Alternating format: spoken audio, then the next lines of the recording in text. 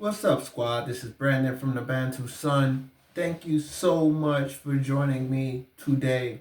So, once again, what is geography? So, always, Africa is at the center of the world. This is a sentiment that I've always expressed. I think geographically, Africa is at the center of the world and the most strategic continent due to the fact that it allows access to all the other continents in an unfettered manner, right? From Africa, you can directly reach North America, South America, Europe, Asia, Australia, Antarctica, right? So, due to this fact, now, historically speaking, Africa has been enclosed, right? You have the outer edges of Africa, the west coast, the east coast, the northern coast, right? That are close to other major civilizations. Of course, you have the southern cone of Africa, which is out there more isolated. But you have West Africa and North Africa close to European markets, and North Africa, East Africa close to Central, Middle Eastern, and Asian markets. So, that being the case, the problem with Africa has always been penetration, right? Um, and this says a lot because Africa south of Sahara was not known to be part of the global economy. So the people south of the Sahara didn't necessarily live on the coast. The heartland of the great empires of Mali, Ghana, and Songhai, they were more inland. Like we're talking around Timbuktu. These are nations built on rivers or inland. So they came to the coast with the exploration in the age of discovery, with European seeking access to the country, and the people come to the coast to trade with the European, or Europeans built infrastructure that led to the coast where they could export the goods from the interior of the continent.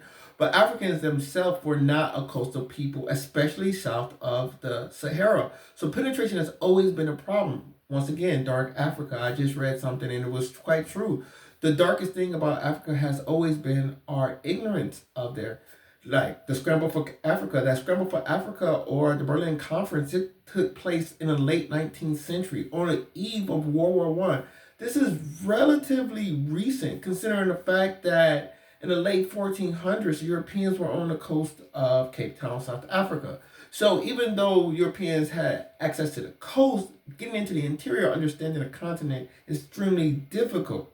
So the way that the world has tried to manage this has been controlling the gateways of the continent. And like any continent, the gateways are the surrounding islands.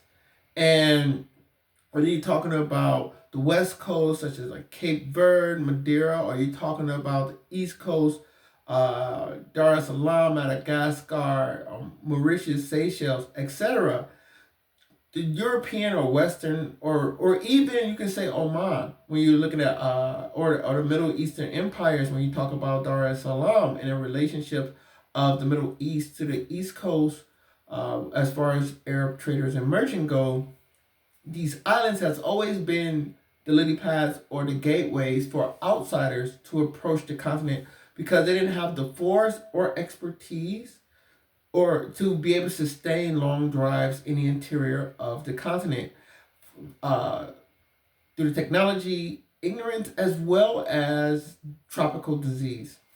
Now, what this has done has left Africa or a significant part of sub-Saharan Africa outside of the main global economy. And now, as the world has become more integrated, all countries, the tide is rising, and many countries are getting more and more and more access, slowly but surely.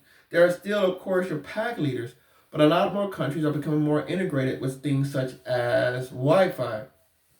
Now, and the world is becoming smaller in that regard. So this comes to a head because right now I'm looking at some of the major stories in the world, and you can't deny Africa in these stories, right? Because it's so strategic. One story, for example, Ethiopia's meeting with Sisi. So Sisi is, of course, the head of Egypt. Egypt is the umbilical cord for Europe. Europe needs its access to the Indian Ocean, to its Asian markets. And they needed that for that's always been the case. In fact, the gateway, so many empires sat right there in the Middle East. The Middle East is famed because it was the bridge from Europe to Asia, vice versa. Whether you're talking about going by the Silk Road or going through the Ottoman Empire, Persian Empire, etc., all these empires built their wealth as being the nexus between Eurasian trade. So the Panama Canal, and no place is more infamous for this role than the Panama Canal. Not the Panama Canal, than the Suez Canal. The Panama Canal is on the other side of the hemisphere, and that's the America's Great Canal. But the Suez Canal is the umbilical cord between Europe and Asia. Of course, sea is always the most preferable form of transportation due to the economies of scale, vast distances, large cargoes, etc. Bring them into a nice deep harbor port, unload, bam, trade at an affordable price. So the Suez Canal is critical. It's one of the great choke points of the world, and Egypt rests there. Egypt controls this area. Now, they have done so in alliance with America. America is a great ally of Egypt. America is a great subsidizer of Egypt. And some of this is because, one, the Suez Canal keeps Europe in check, but also because American foreign policy is heavily aligned with that of Israel, and Egypt is the Arab heartland, and America seeks peace in the Middle East one way or another. And you can't have peace in the Middle East without buy-in from the largest Arab country in the Middle East, or the largest Arab country, period, which is Egypt. So on top of this, you lay on the fact that it looks like some Israelis and possibly the Trump administration want to create an exodus of Gaza of Palestinians. And they want to clear Gaza out of Palestinians. So if you clear Gaza out of Palestinians, there's only three options: the sea, Jordan, or Egypt. Those are the three geographic locations unless you're about to start buying plane tickets. So that being said, that's another buy-in that America is looking to get from Egypt. So this is part of Egypt being on the northeast coast, the northeast shoulder of Africa. And that critical role. You can't get around it. What to do with these Palestinians? Need Egypt buy-in. Egypt like, look, we don't want to take these Palestinians. It's immoral. And on top of that, we got this headache down south called Ethiopia. And this is why I was so up in arms when I saw that Kenya had just signed a strategic partnership, escalating relationships with Egypt, whereas obviously that Egypt is trying to sabotage Ethiopia. I don't know where Kenya gets that it's a bright idea to sabotage any country in sub-Saharan Africa, especially for Arab interests. Seeing the relationship between MENA and the rest of Africa, I found that to be absolutely absurd. Even if you was to say it was a security partnership, which is not, a lot of that strategic partnership was talking about trade and investment. Who is Egypt to trade and invest in? I can't think. Egypt receives trade and investment. Egypt is a net recipient country. It has a large market, but Egypt has a lot of struggles to try to deal with this large population. And they're not a benevolent nation such as that. What they did was they tried to pick a country bordering Ethiopia that may possibly be a pain point for Ethiopia. And for Kenya to take that role, I just found that to be upsetting, all things considered. I have a lot of respect for East Africa because of a lot of development in Africa. East Africa has done a great job with that. Like it or don't like it, but countries such as Kenya, Tanzania, Rwanda, Uganda, they have made great strides in a peaceful manner. You hear maybe some, you haven't heard crazy stories out of East Africa since Idi Amin. So,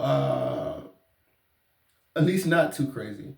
But I just found that interesting. And of course, some of that stability comes with leadership, where you see Kagame and Museveni of Uganda, some of the Kagame of Rwanda and Museveni of Uganda, some of the longest serving leaders in the world. So I found that to be unfortunate.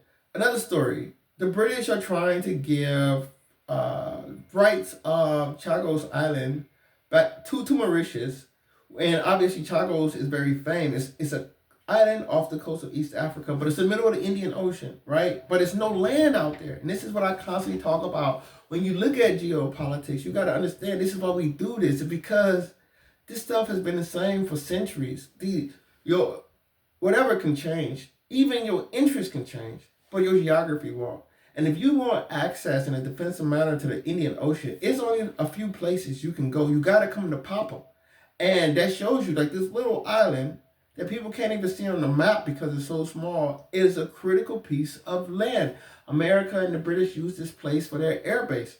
And they're giving the British are trying to give this to Mauritius and keep the rights there based on like 100-year, 99-year lease, something of this nature.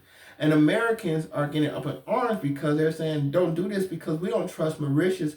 We think they're too close to China. They may or may not. I think they may also think Mauritius may be too close to India. But they can't say that because they don't want to let give India a reason to be an antagonist at this point. But point of the matter is, America knows they have no real strong footprint in off the coast of East Africa. They have no strong footprint in the Middle East, period. And this was seen in the Middle East, in the Indian Ocean, period. And this was definitely saw with the war in Afghanistan. America was there for 20 years and was not able to build a durable alliance with anybody. And that is because they are not inherent to the region. Nobody there needs America because America is not there. Nobody there built their world around America, such as Central America or Europe through trade, or even East Asia to that matter. America just doesn't have a footprint in the Indian Ocean. But you know who does? East Africa has a footprint in the Indian Ocean. So even Mauritius is just a small island off the coast of the great coast of Africa. And then also now you're seeing the craziness that's going on in the Congo, where it's even heating up to the point where Rwanda and South Africa are starting to butt heads. All this, and you know, all this is from markets that want, and these markets are not in Sub-Saharan Africa. The markets that Congo resources are going to are not in Sub-Saharan Africa. I just saw Paul Kagame, President Kagame, speak on this. He's like, we're just a transit area. Like these goods coming out the Congo, you can link these groups to us if you want, but these goods ultimately rest in the markets of other places in the world. India being one of them. I mean, Europe being one of them. So I say all this to say this. It's a critical time in the world. Africa is a critical place in the world. So it's going to be interesting, especially now, because Sisi was talking, supposedly Trump wants Sisi to bomb the Ethiopian dam, which is a major sore spot for Egypt. That's what the major thing is. They don't think that Ethiopia, a sovereign country, have the right to control and develop their country, which is absolutely absurd. And instead of Egypt going to Ethiopia and working out friendly relationships, they're thinking of ways to sabotage Ethiopia. And this, more than anything, should put Sub-Saharan Africa on the back foot. Not so much in a hate Western thing, because I think so many Africans have this, what I think is a backward mentality of, if X is bad, Y is good. No, it isn't X is bad, Y is good. It is X is bad, Y is bad. I is good. I am good. Like, so your interest, the individual interest of Africa is good. And sometimes you work with X to achieve those interests, and sometimes you work with Y to achieve those interests.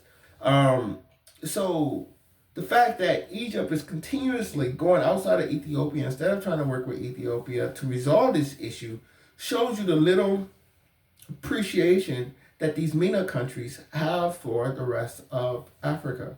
So that being the case, Africa has a lot on its shoulders, and you know, African leadership really needs to, this is the time for them to step up and be the champions that they could be, and guide the continent forward, because the world demands it at this point in time.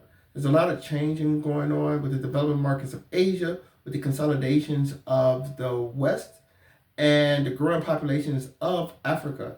And this is a very dynamic time.